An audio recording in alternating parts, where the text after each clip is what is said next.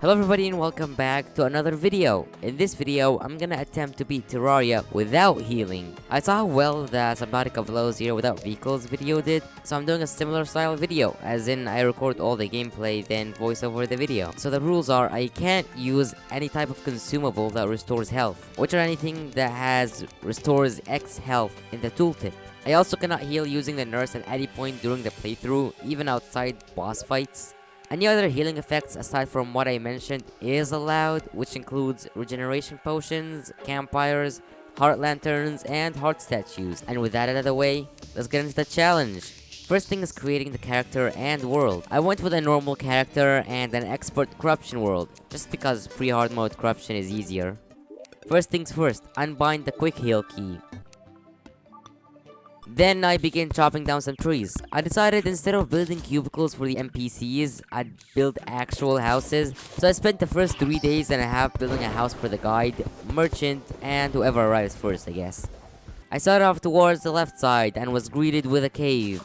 I broke some pots and stumbled upon my first chest, which contained an armored step stool, a very nice addition to my empty collection of accessories. I found a couple more chests and got a hard radar, looking good with the 7 defense I got right off the bat. Then I died. So I finished off the house, or actually base.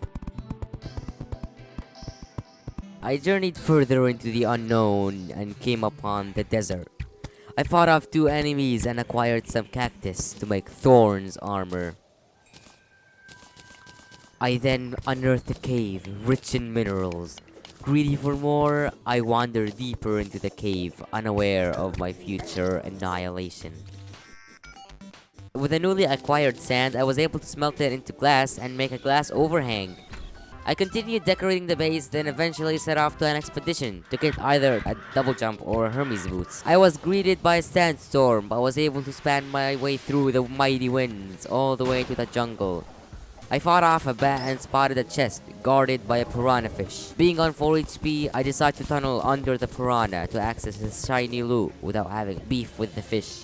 I made my way through the muddy waters to finally get a demonic trident, the best item I could have gotten from a water chest. I went in the jungle caves, but being severely underprepared, I await my return to the jungle, until we meet again. I went out past the jungle and found 2 enormous trees, each containing chests. I found a not very useful spear and a step stool, but I did find climbing claws, which I can add to my not so empty anymore collection of accessories. I made it to the ocean and found water walking boots, then went back home. Then I headed for the corruption to break one of many shadow orbs to obtain a powerful early game weapon, the musket. I then went out to build a cactus-shaped house made out of wood for the arms dealer and the nurse. The nurse is just there to lower his prices, I swear I won't use her. Once construction concluded, I began preparing to fight the first boss, the Eye of Cthulhu.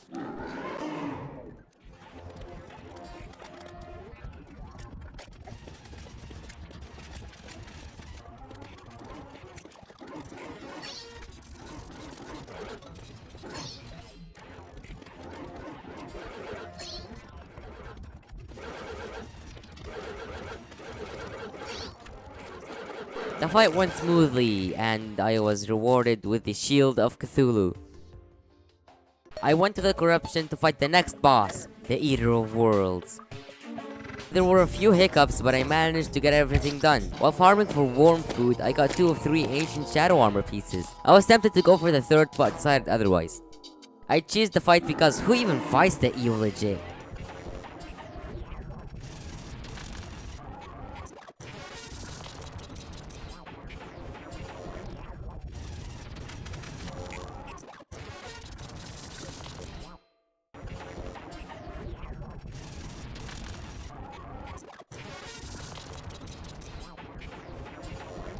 I ate the eater and made a house in the jungle for the witch doctor, the dryad, and the painter. Jerry the tavern keep didn't bounce and died in the corruption. So I went ahead and made an underground castle for him and the demolitionist.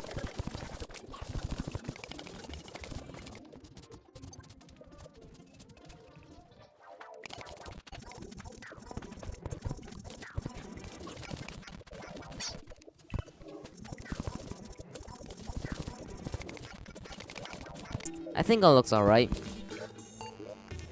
While making the elevator, I found a bunch of heart crystals, increasing my maximum health to 240, up from 100. Once there, I began quarrying for hellstone. Then I thought, instead of going down, I should go up. So I went cloud watching. I got lucky and found fledgling wings on my first encounter. Some goblins thought they could take on me, so I taught them a lesson to never take on no heal. As a result of my efforts, I was able to piece together enough hellstone for a pickaxe. I abandoned the old ways and made an obsidian skin potion because I'm not sitting there for 3 hours to get every single piece of hellstone like that. As soon as the effect ran out, I returned home and made a full set. I fished for some ebon kois and armored cave fish. I then took on the grand skull guarding the dungeon. Filled with loot, it's the next step towards progression.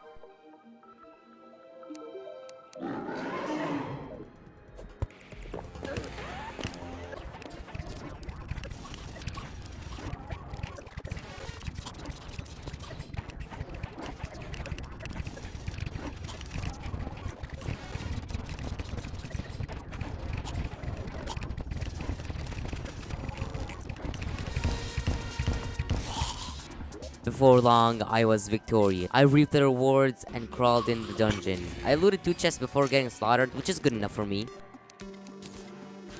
Here we meet again, I thought upon entering the jungle. I thoughtlessly breached a beehive and awakened its manic guardian. I didn't possess the time to build an arena and was slain. While looting, I realized there's a second beehive sitting literally right next to the original. I built an arena and awakened the guardian. I barely emerged victorious with a sliver of health remaining. I began building a base for the newfound Goblin Tinkerer and the soon-to-be-found Mechanic. I built a little hut for them, nothing too fancy. Then the Clothier arrived. I wanted to douse him in lava, but I had none in hand, so I built the worst house I could possibly build. He only dislikes the hollow, so I'll be sure to move him whenever the hollow comes around. Upon finishing that house, the goblin stole all my money. I found a pair of Hermes boots chilling right next to the castle, then made a new world and X-rayed an aglet to make lightning boots. Finally, I decided to fight the newest addition, Deerclops.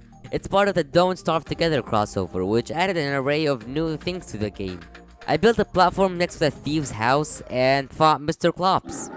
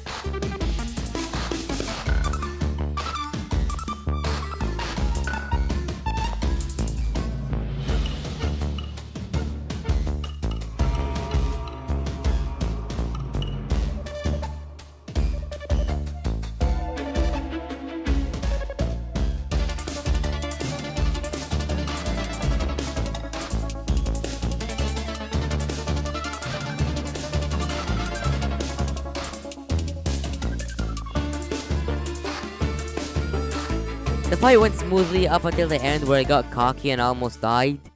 Not so fast. Thought you could take on no heal. And with that, that's going to be the end of part 1. I'm hoping to finish this challenge in 2 parts total, but it's not looking like it. It's looking like 3 parts should do the job. So yeah, thanks for watching and I hope you enjoyed this video.